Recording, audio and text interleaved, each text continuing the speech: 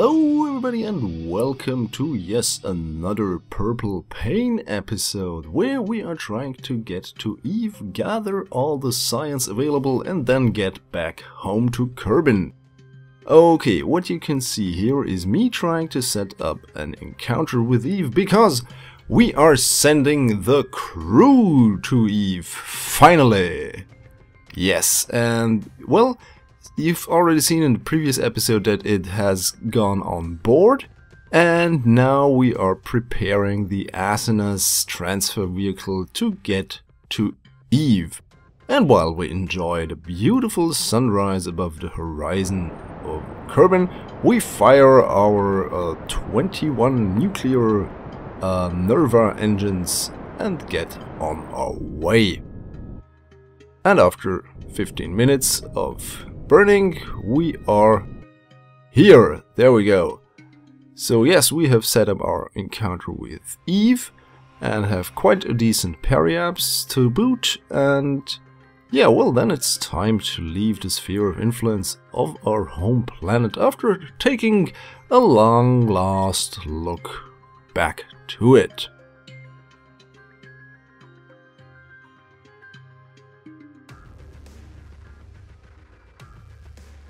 Okay, and here we are already at Eve. And while we are there, we of course have to circularize. Meaning, once again, firing those massive engines. We are doing this in a few passes, to be honest, because, well, since it takes quite a lot of time for this heavy vehicle to slow down, we have to do it a few more times. But before we do that, we adjust our inclination. There we go. Look at that. Kerbal Engineer readouts showing us that we are doing quite fine in regards to our position to the equatorial plane of Eve. So, once we have circularized completely to about 110 kilometers above the surface, well, above sea level to be precise, we once again enjoy a beautiful sunrise, and then we're going to, after we have transferred the crew from the big crew module up front to the payload, yes, there we go, we have decoupled our descent module.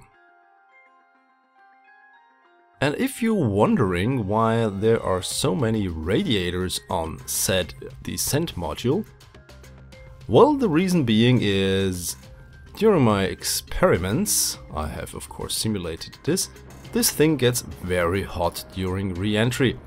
And I'm trying to mitigate this by means of, well, of course the radiators, and of course by doing a semi-powered descent. That's why the engine is still working, but this time I miscalculated.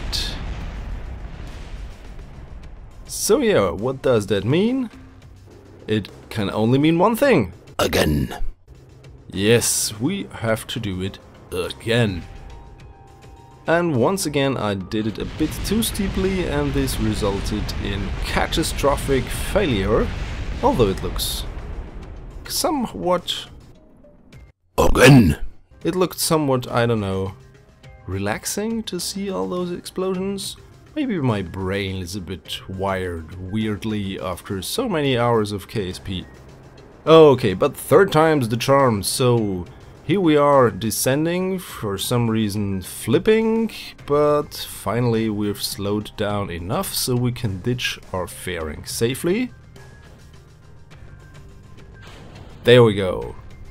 Fairing deployed. And then we have ditched the descent stage. And now our ground vehicle is now on its own, but for some reason the parachutes have not staged. Okay, now time to control this from the probe core on top so we have a safe landing. And we have some engines as well to slow it down even more. Landed safely at Eve. And now getting rid of that powered descent thingy. Look at it fly. And yeah, after fiddling around with the configuration files, I now can enjoy Eve with clouds and without all that shadows that enables me, well, disabled me, for so to speak, to see anything on the ground, which would have been more realistic but not really enjoyable for you. So enough about that. This here is the aardvark. And if you don't know what an aardvark is, it's a little creature with a long snout that burrows in the ground. And yeah, this is exactly what this thing can do. And this has a specific reason behind it. Well, which has something to do with the engine in the back that you have just seen. So, but here we are just testing the equipment, so the solar panels work, the drill works.